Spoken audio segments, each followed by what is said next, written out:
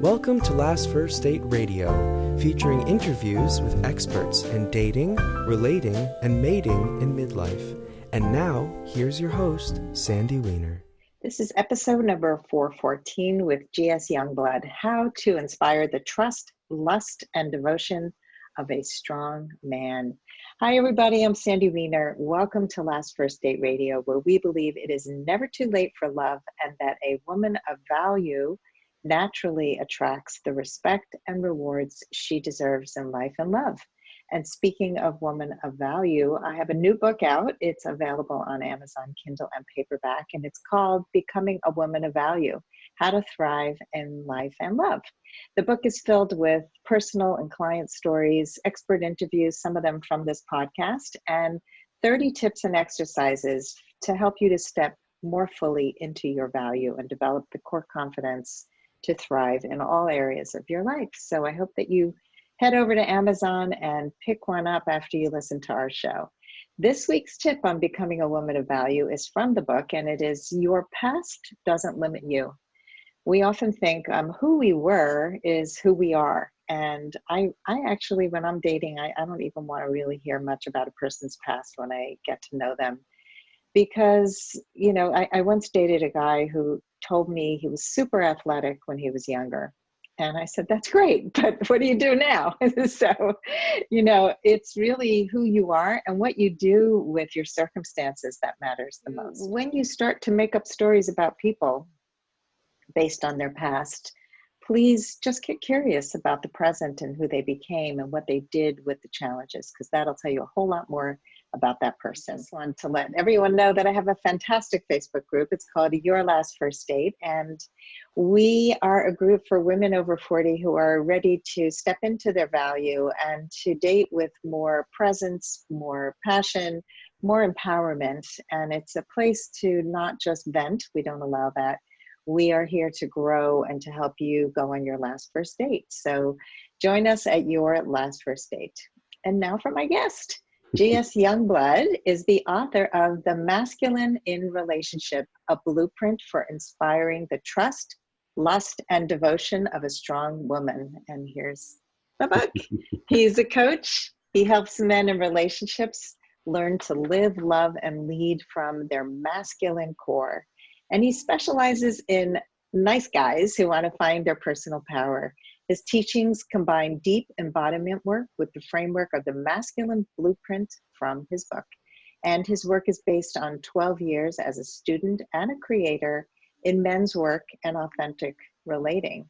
He also draws on principles from psychology, martial arts, tango, meditation, and BDSM. What an interesting combination. Welcome to the show. Thank you, Sandy. It's great to be here. So what inspired you to write your book? Failure. Actually. Failure is a good teacher. I was married for 10 years, and that ended about 10 years ago, a little over. And I was married to a strong woman, and I didn't know how to be with that, even though I was very drawn to her competence and her worldliness and other qualities. I didn't know how to be with the intense part of her.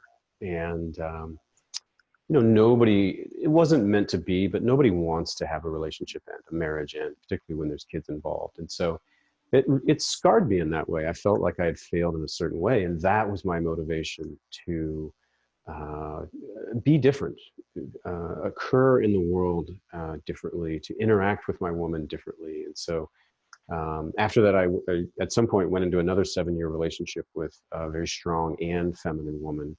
And that was the laboratory of seeing what worked, what didn't, what opened her, what brought us closer and created more connection versus what created more separation.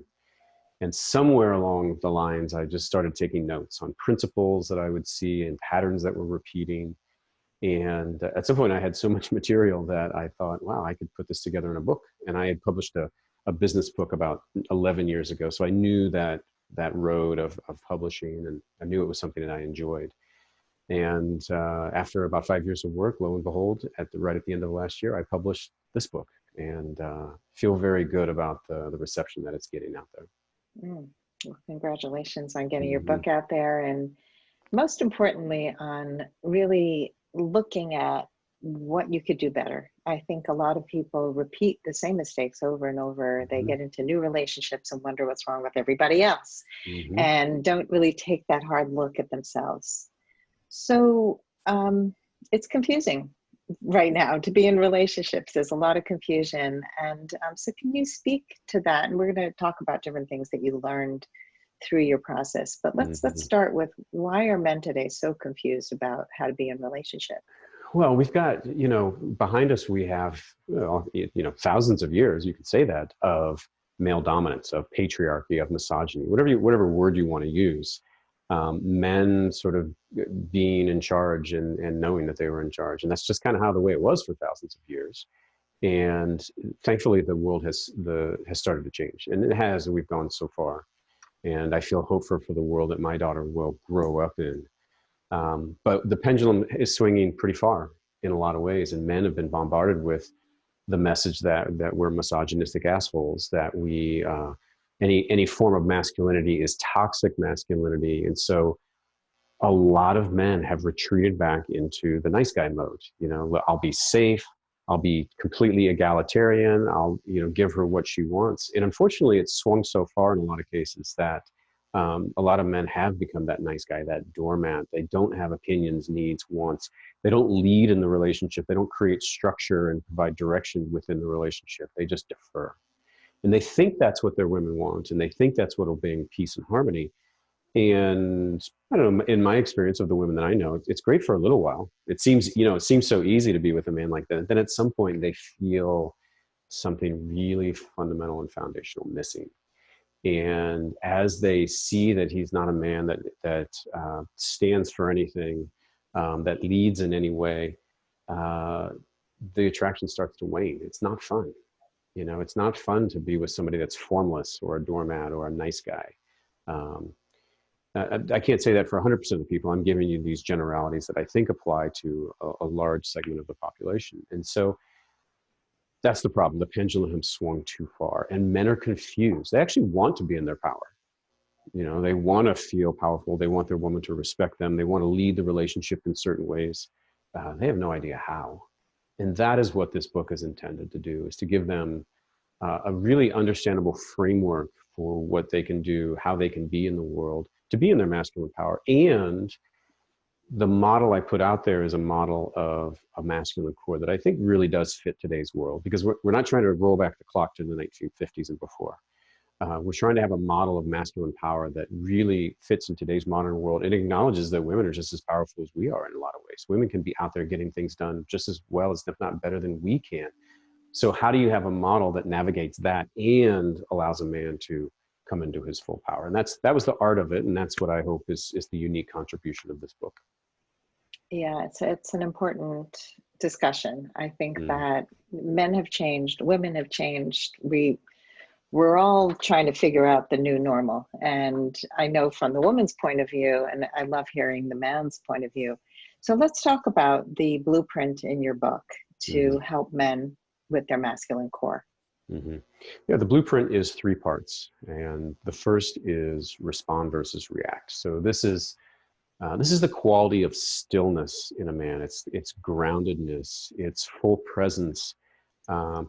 And it's a man that is choosing how he interacts with the world rather than just reacting, unconscious reaction out of the stimuli that come out of his old wounds and whatnot.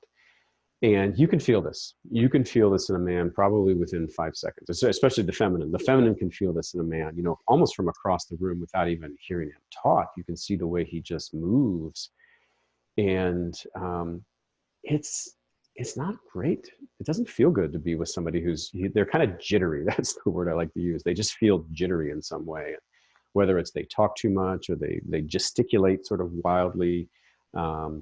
They particularly in relationship, marks of a man who's reactive is they withdraw when their woman gets intense. They'll get defensive. Defensive was the one I talk about all the time. I mean, it's the killer in relationships. And the more I do this work, the deeper and deeper I'm going in my understanding of the roots underneath defensiveness. But that's a great example of reactivity. So that's element one is how can you actually be more responsive in the world, operate out of choice rather than choice and intention rather than reaction. So in the book, I go through how to really get in tune with your emotions, because that's part of it. I talk about state of threat and what it's like to be in a state of threat, and how being in a state of threat is really the source of all non-masculine behavior. And it's a kind of a big, bold point I make in the book and I go into in detail. And then finally, embodiment exercises. This is the most important thing a man can do, is have a daily practice of embodiment exercises. And I teach my clients this. We spend the first 10 to 15 minutes of every session doing a breathing and embodiment exercise, because what we're doing is training the nervous system to come down a little bit. Because once that happens, you can operate with much more choice and presence in the world. So that's element one. I'm going to pause because I know that was a long monologue, but that's element one of the blueprint. This is such an important one. I mean, I teach a course in boundaries, and boundaries are hard to set when you're in fight or flight. And so when you're always in reaction mode, which, like you said, it's when we don't deal with the wounds, we are reacting instead of coming from a place of presence and calm and choice. Mm-hmm. And I feel, I see it with my clients as well, when somebody sends a message online and their immediate thing is like, oh my God, he wrote this and he means that, and that's that, and he's a jerk. And it's like, wait, slow down. The stories just go crazy. Oh my God, the stories. So yes. So I love that. And I would actually love if you could share an embodiment exercise with us. Is that something you can do now? I can. You mean sort of in real time, or just describe kind of walk us through, because I think embodiment is so key for all of us. Mm-hmm. We are detached from our bodies. We don't really have presence. And so I would love to hear that. Yeah, I think the core of what I do is I try to get people tuned into the physical sensations in their body. And this is what I write about in the book. You have attention, and you have a finite capacity of your attention, where you direct it, sometimes out of choice, and sometimes it just goes where it wants. But you have a finite amount. If you can train yourself to turn that attention to physical sensations in your body, there is naturally no capacity left for it to be on your mind, your stories, your projections, all the places where the mind makes us crazy. And so the core practice is to learn to direct your own attention down into your lower body, because this is the upper body and you want to get it as far away as possible. And so we do a lot of paying attention to physical sensations in the lower body. So I teach a particular form of breathing that really emphasizes breathing down as deep in the body as you can. And I teach my clients to tune into that physical sensation of the expansion in their pelvic floor. I teach them to tune into the weight of their feet on the ground. And so it's a training that I walk them through of being able to turn their attention where they want it to go, in this case, in the lower body. And then once I have their attention in their lower body, and this is an acquired skill, they can do it in the moment, but to really have it stick, it takes a while. But once I have that attention down into the lower body, then I teach, I add on top these relational practices of sort of visualizing what it's like to be with particularly their partner, because that's going to be the most triggering person. And so with their attention down in their lower body, I then train them in new ways to relate to the other, as I call it. And that's the core of the practice. And so without actually going through the narrative of how I would take them down, that's the core of the practice. And it sounds simple. You'd sound like, okay, sure, it sounds simple. It's not. It's just not. And I have all kinds of techniques within that to really try to make it much more profound than it might sound at the surface level. It's changing my clients. I mean, my clients consistently come back to me and say, yeah, I don't know what's going on. I just feel more relaxed with my wife. And that just brings a smile to my face, because it really helps. I can say it's the number one thing for me that's made a difference over the years, because my nervous system is much calmer than it was years ago. And I attribute 80% of that to my daily practice. Yeah, and daily practice is the key. I think a lot of people I was talking to my son about this just this morning, that he got a pair of minimalist shoes to walk in, to run in. And over time, when you're walking every day or running every day in these shoes, it can change your gait, it can change your whole physical structure. And I said, he was saying that people who have arthritis, who had gone to physical therapy, nothing else worked, these shoes worked. And I said, it's the daily practice. It's you're in them every single day instead of once a week for 45 minutes. And I think a lot of the work we do is see a therapist for an hour, see a coach once a week, and then what? Do you get homework? Do you do something daily? And so this is key. And I actually just took a course in positive psychology, and every single day we had an app that would remind us to do these exercises that were grounding 3 times a day. Yeah. So we could do it for a minute, 2 minutes, 5 minutes, however you choose, but that they all had to do with going back into breathing, into physical sensation, feeling your feet on the floor. I mean, they're all so key to having a better life, really. It's so true. It's so true. And, the problem is if you try to go the behavioral route of like, okay, I'm going to be a certain way, I'm going to behave a certain way, you'll just chase your tail forever, because you can never anticipate all the circumstances that'll arise completely out of the blue. This is what you and I are talking about, is going lower. We're going below the cognitive, down to the nervous system level. And once you do that, you just settle the nervous system, everything becomes easier magically. You don't even have to try. It just is. You're more present. You're less reactive. You are more tuned into your lover. And it's just, it is like magic. Now, it's not magic, but it is like magic because it just works. So I encourage every man and women too, but obviously I speak to men mostly, to have a daily practice. And for your audience, as they're trying to date and find somebody that's compatible, somebody that has a daily practice, like that says something about that person in a lot of ways. Could be a good sign. Yeah. No, I have people who are dating, and I have people who are married, and people who are in relationships. I've had people reach out to me to say, I'm married and your podcast makes a difference. So you never know who this is going to touch. And I think this is a fabulous practice. So let's go to number 2. Okay. So the second part of the blueprint is provide structure. And, this is the quality of a man who he has clarity, first of all, about what he wants, and that's actually one of the things that most men have let atrophy, is like, what are your wants and preferences? And what are your needs? What are your boundaries? Most particularly, what will you not stand for? Most men have let go of all of that. And it's like, whatever you want to do, honey. And, it's just like happy wife, happy life. I got to go ask the boss. Like all those are, they're phrases we all know, but underneath they belie, I think, a lot of pain in men, because they know they've sort of lost their power. And even though they kind of make it a joke, they know deep down they don't actually feel in charge of their own life.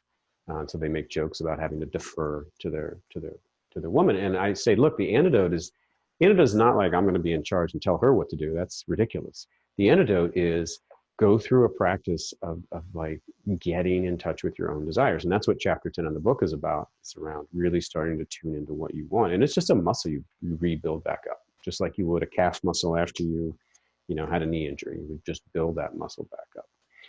So, a man who's providing structure has to start with, what do I want? What do I prefer? Where do I want to take myself and us and our relationship and our life together? So that's step 1. But then providing direction, clarity, structure to the relationship. And, the one example I always give is about like, well, what do you want to go to dinner? And instead of letting that just ping pong back and forth, you can actually bring a little more clarity to the table. But, maybe it's for the couple, it's like, hey, where will we go vacation this year? The two of us, or us with the kids. And instead of a guy saying, I don't know, whatever you want to do, honey, what do you want to do? He might say, you know what, I actually looked up 3 different places. So there's Italy, there's Croatia, and there's Slovenia, and we've always wanted to go to that part of the world. And I looked up flights, and it looks like we can, here's the prices for each of these 3 options. Here are some of the fun things to do in each of those countries. And this is what I think it'll cost to do that. Now with that, these 3 options, honey, what do you think? So that for her, and I want to actually, we'll test drive on you, Sandy, but for the feminine, I just can imagine this. It's like, thank you. You didn't come in and try to steamroll me, but you came in and you kind of simplified the wide open world of choice down into a few things. And then you gave me, I'm still the feminine here. You gave me the option to pick one of those, which makes my life easier. Or I could still say I don't like any of those. I still have that right. But the man in that case has simplified his woman's world. And anytime you can simplify your woman's world, I contend that allows her just to relax a little bit back into her more feminine nature. And I know I'm projecting my own preferences, but I think most guys enjoy their woman more in times of intimacy in her feminine energy rather than her masculine energy. Like we want to be with our dude friends if we want masculine energy. I don't want that with my partner when we're having times of intimacy. Now, if we're trying to plan out something serious or we have a business together, like, yeah, I need her in her masculine energy. But when we're being intimate, not intimate physically, but intimate emotionally, then, that's going to allow her to relax into that feminine energy. So that's a man who's setting direction in the relationship by simplifying these choices. Now, you could take it even further. And the example I always give is a very simple one of just like, baby, I'm taking you out to dinner tonight. Put on that red dress that I like and be ready at 7. And she's like, well, where are we going? No, I'll let you know, baby. You're going to like it. Don't worry. Be ready at 7. And then she can just be like, okay, I'll just surrender into that, and occasionally that feels pretty good too. And you could extend that out into the bedroom, like a woman wants to be attuned to physically, of course, but if the man can skillfully take charge once in a while, it doesn't have to be all the time, but to take charge in the bedroom once in a while, like I don't know a woman that I know who hasn't said that would feel pretty damn good. And in fact, sadly, with my clients, a lot of the wives are really complaining that he has no capacity to do that. And they feel highly underwhelmed by their sex life because of that. And this is why I teach a workshop in what I call dark energy.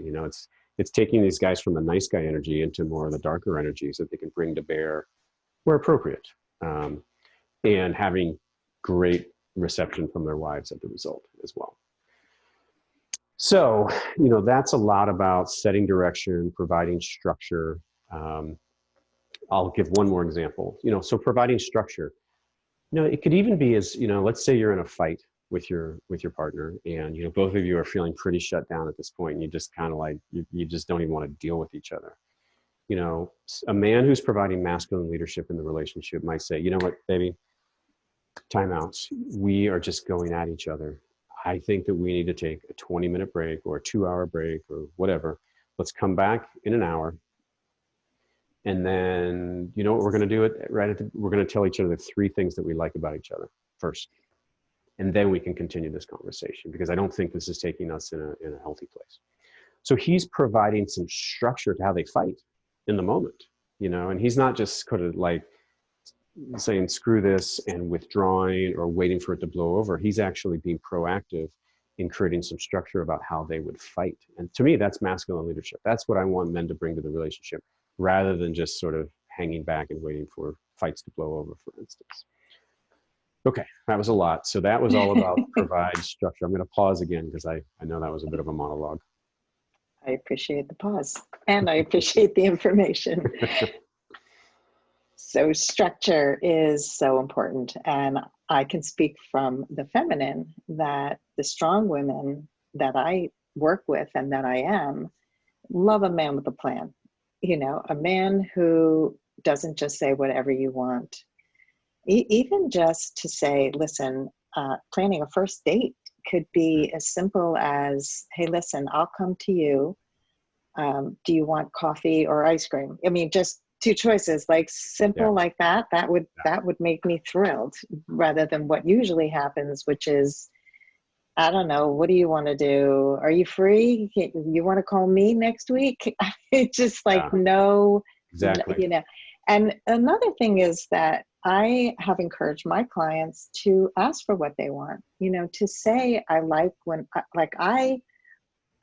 I run a business. I am always making decisions. And when it comes to my romantic life, I like when a man plans. I like when a man takes charge. Yeah. You've got to we both have to communicate these things. And I think women often don't say what they want, so we can take responsibility and provide men without having them mind read. I have to tell you a funny story real quick. When I was married, I used to ask my husband to step into his masculine more often. He had no idea how to do that. And Exactly. one time he surprised me. So he did just what you said, but he set it up so badly that, so I'll tell you how it worked. And I tried to be encouraging, but he surprised me. I had a babysitter show up at the house without any warning. I was still nursing one of my children, so I hadn't yet nursed her. I hadn't made dinner. Had no warning whatsoever. And she shows up and he goes, "Get dressed, we're leaving, we're going into the city." And I said, "I love that you surprised me. Yeah. And I need more warning." What surprised me looks like is 7:00, be ready in that red dress. That would have made me really happy. But to have her show up at the door was like, whoa, I don't know what to do with this. And so he got very shut down. We ended up going out. We didn't go to the city. We did something else fun, but it took him a long time to recover because he was his ego was hurt. Right. Yeah. This is the word, the word that comes to mind, Sandy, is attunement. And that's something I talk about in the book. If you're going to lead, you better be attuned to your woman. Just like if you lead an organization, you better be attuned to your people. And it doesn't sound like he was attuned to your needs. And, the problem is men like that, sorry, I don't want to say that because I don't know. Situations like that, he'll do that and then you'll be upset with him, temporarily. And then he'll get all hurt and he won't try it ever again. And I don't know that he did or didn't, but I know so many men that they're like, "Oh, I tried that once, it didn't work. I'm never going to do that again." And that is the spin cycle a lot of guys get themselves into. And it's horrible. It's horrible. It's crazy. That's why I tried to explain the part that I liked, the fact that he took initiative, the fact that he hired the babysitter. I love that. And I said, it's not that you did a bad thing. It's that I need more warning. And he still couldn't, he really couldn't get it. Couldn't get past it. It's too bad. Yeah. And that's his reactivity. And were he to have had a daily practice for a few years, he probably would have handled that differently. He wouldn't have gotten so butt hurt, as we call it. Yeah, no, and it's all the wounds, and and it's not our job to fix other people's wounds, but it is our job to help ourselves first. And so I love that you're helping the men who realize that these are important steps to have the best relationships they can have. Yeah. So that brings us to step 3. Mm-hmm. Yeah, create safety. And this is the most important one in my book. I think it's common knowledge. It's not me saying this. I just think it's common knowledge that a woman opens most when she feels trust for her man and she feels safe.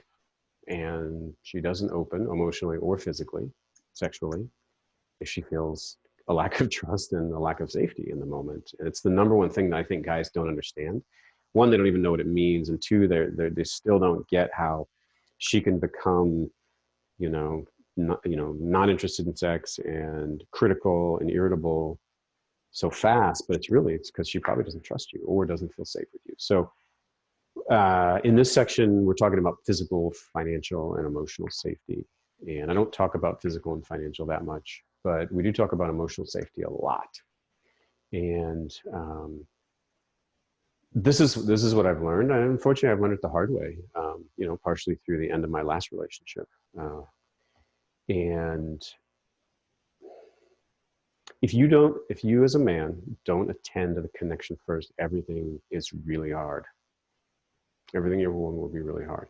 If she's not feeling connected to you, everything's going to be a lot harder. She's going to be in such a state that you will find it challenging to be around her. Now, of course, I'm making a generalization, but I think it applies to most of the situations. So I really am, and I'm encouraging men, and I'm also developing my own state of the art about how I and other men can do this. But the first thing you'll always do is tune in. Does she feel connected, or is there some impairment in some way? Did I forget to get the milk and she feels like I sort of dropped her from my attention? Did I not follow through on something I said I would do? Have I been careless or not made space for her emotions? Is there something that's impairing this connection? And I teach guys to just tune into that first. And if it's not, be like, hey, wait a minute, baby, like something feels off. You know, is there something going on for you? I'd love to really put that out in the light. And so I said, you know, men, just if you hear her crabbing at you, criticizing you, that's your red flag. Just pause for a second and say, hey, baby, what's going on? I know it just feels like you've got a little bit of an edge, and I want to be responsive to you. And so if they can actually bring that out on the table first, proactively, where she doesn't have to, you address it. Hopefully you do so skillfully, and I can share ways that I would recommend. But if you can address it skillfully, then she relaxes and things get so much easier. You know, you get her smile back. And that is, I don't know if women know this, that is all we want. We want you happy with us because we care about you. We want you to be happy, and we want you to be happy with us. Like that's this really overriding driver for a lot of our male behavior. And so when you're disappointed with us, it freaks us out. You know, it really freaks us out. We really can't tolerate your disappointment very well unless we've done our work. So anyway, so that's a little bit, just Sandy, that's a little bit about emotional safety. And I've got a whole chapter. You haven't gotten to it yet, I know, because you said you hadn't quite finished, but it's the second to last chapter.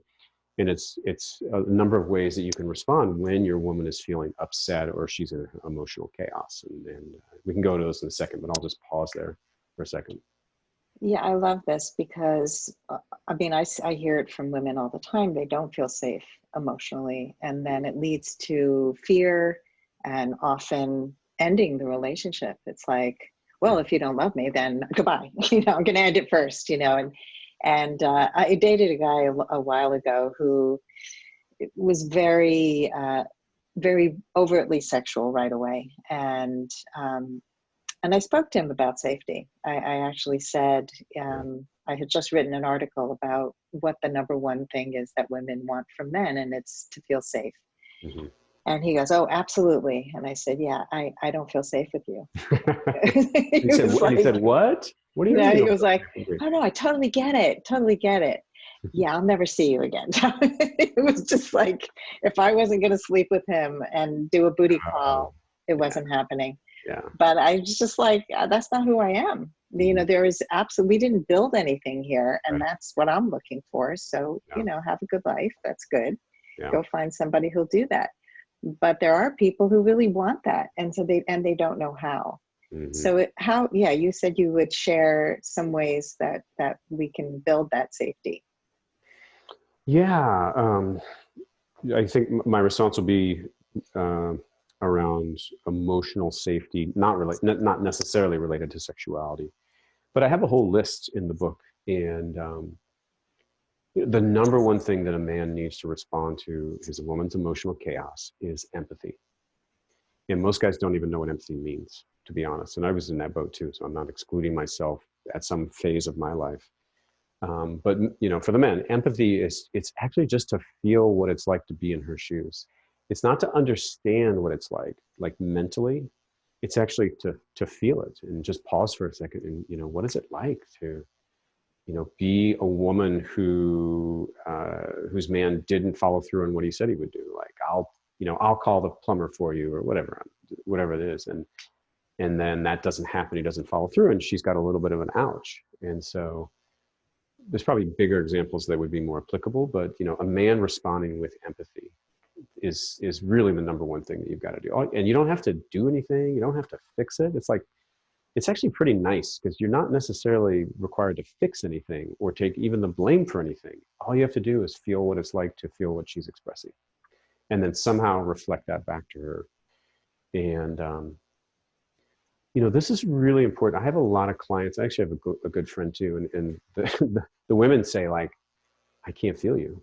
You know, they're responding to her chaos in some way, and they have these clever things to say, and she's just like, I can't feel you. And it just does not land for her at all. And it's because the man hasn't gone into empathy. He's gone into analysis, you know? And so we literally do role plays in our sessions with men of like how to actually convey that you feel through your voice. And I'm trying to teach them to feel actually underneath, but then convey it through the voice. Okay, so that's number one, empathy. Can I just speak to that for a minute? Yeah. I think I love this because getting into fixing mode is one of the things that pisses women off so much. But I do it too. I mean, I'm a coach. I'm always analyzing everything, and Yeah, yeah, I'm like connecting the dots in my head, and so I have to make a conscious effort to reflect and be empathic. And my son keeps me honest. We walk every day, and he's like, Mom, I need a little empathy before you go into solution. yeah. So, Funny. but being able to even say that, I appreciate your feedback. And what I really need right now is just for you to be present with me. Hmm. Give me a little feedback. What did you hear? Yeah. And I think we can teach each other, but it's rare that people are in that position where they have the skill set to be able to do that, and Yep. the safety to do that. Totally. Yeah. Yeah. It's definitely an acquired skill for men. I think, women kind of get it mostly naturally. Well, I think you're a mix of masculine and feminine, so it comes out probably when your masculine energy is dominant. But I suspect your feminine side would be more naturally able to provide empathy. For us, we don't have quite the balance that most modern women have, and so we have to practice that empathy, and it's tough. It's definitely tough. I have a question for you about hormones and how they shift when people age. Something I've found fascinating as I deal with women who are in their 50s, 60s, 70s, 40s. But my understanding is that hormones almost are more similar as we age. They become more similar. So men can access more of their emotions than they could maybe when they were in their 20s and 30s. And women are often like going after the careers that they wanted later in life. And so the masculine and feminine is kind of all more balanced, but also a little confusing. So what has been your experience with people as they age? So I'm trying to think if I should say experience or understanding. Maybe it doesn't matter, but my experience has been that women who get into their late 40s and into 50s, and they're going through menopause, I feel a little uncomfortable being a man speaking about women's physiology. So this is just my take. There is something biologically and chemically within them where that need to care for everybody else starts to recede, and their ability to really start thinking about themselves starts to come up. And I think that's where then they start to pursue those careers they may never had. Then it occurs like more masculine energy, so they seem more balanced. So to me, that's what's happening on the female side, and I don't pretend to be an expert on that. For the men, we either get smart through having done it the wrong way. Often maybe a divorce happens, and we realize like I can't do it like I did. I've got to be, she left me because I wasn't in tune with my emotions, and so we learn. I think sometimes we learn. Sometimes we just give up on leading because we don't know how to do it successfully, so we failed. So we become a nice guy, so it looks like we're more in touch with our emotions, and we are in some ways, but it's also that we've given up on any kind of leadership, and just become sort of an older nice guy. So it looks like more balance in that case. Hopefully more the former than the latter of those two examples, but I don't know. That's my take on why. And the problem is that if we both get balanced at age 50, I don't know. We might miss out on that dance, that masculine feminine dance. And you could be 50, you could be 60, you could be 70 and still have that. And, I hope that I do, and I hope my clients do. Yeah, I think we need to keep the polarity alive, because when we become too similar, we become unattracted. Yeah, exactly. Unattractive and unattracted. Yeah. Yuck. Yeah, exactly. So as we reach the end, I mean, there's so much more to say, but I think I just would love to hear one more important piece that you want our listeners to hear about the book. Like what's one of the big principles that you want everyone to know? I'm going to give two. They're both pretty easy to share. Number one is that things can be different. Even when it seems like it's very bleak and you can't stand this other person and they don't see you and get you and, they're criticizing you, actually things can be different. And this is the path. Polarity is the path. And if you've given up on your relationship or your marriage, maybe before you do, or before you pull the plug, this is a road you want to explore. Obviously, you're going to need both people playing in a lot of cases, but not always. Maybe you just, actually, that leads me to my second point. So I'll just munge the two together. But this is for the men, but you could modify it for the women, but I speak to men, so I'll just make my point there is stop waiting for her to change. I even just last night I was with a friend and he was sort of saying that, oh, she's got to do X, Y, and Z, to fix herself. And I just think it may be true, but it's an excuse. Stop waiting for her to change. Stop blaming it on her in your mind, because that's making you passive. When you change, she'll change. So when you step more into your masculine power, a la the blueprint, I guarantee you a lot of your relationship problems will go away. And it starts with just stop waiting for her and just say, you know what, I'm going to take this upon myself. And I'm going to follow the blueprint or whatever path you take. If you start bringing more of that masculine energy, I guarantee a lot of your relationship problems will magically go away. So things can be different and you are the solution. Whether or not you're the problem, you are the solution. It's so true. It's so wise. I think that we often live these passive lives where we play victim. Yeah. And it's once you know that you can step into your power and take your power back, and by changing who you are, people around you have to change. I mean, they just do. They often don't know what to do with you, but they do naturally shift and change. And I can speak for myself after having done this work and after my divorce, even with my children, where they were used to seeing me in a certain role, very passive in the house just to keep the peace. And now it's like I'm stepping into my power. I'm running my business. You can't just ask me to go do everything for you anymore. We're all part of a team.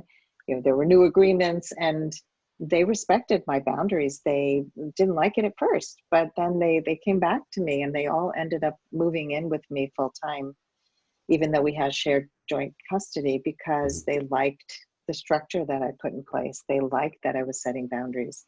Yep. And they learned to do it for themselves. That's my greatest joy, is seeing my kids take it and pay it forward.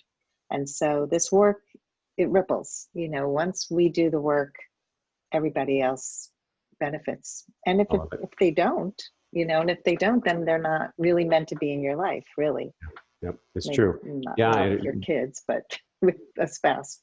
Yeah, and this work, I love it because I had the same experience. This work in the relationship space has made amazing difference in my life. Like my dating life is very different than it was before, because of the work I've done. But it's also played out. I'm more successful in business. I feel like I'm a better parent. These things, as you said, have these ripple effects. That's one of the nice things. Awesome. Well, thank you so much, GS, for coming on the show. Let us know how our audience can reach you, get your book, and if you have anything free to offer everybody, let us know. Yeah, the website's the best place to go, gsyoungblood.com. You can get on my mailing list, which I really encourage because you can get heads up on new offerings, new courses, online courses or workshops in person that I'm putting on. On the website, you can buy premium content. You can see more videos of me and other people that I'm interviewing. You get a lot of information on the website and buy a lot of content. Facebook, I have a Facebook page, GS Youngblood 1.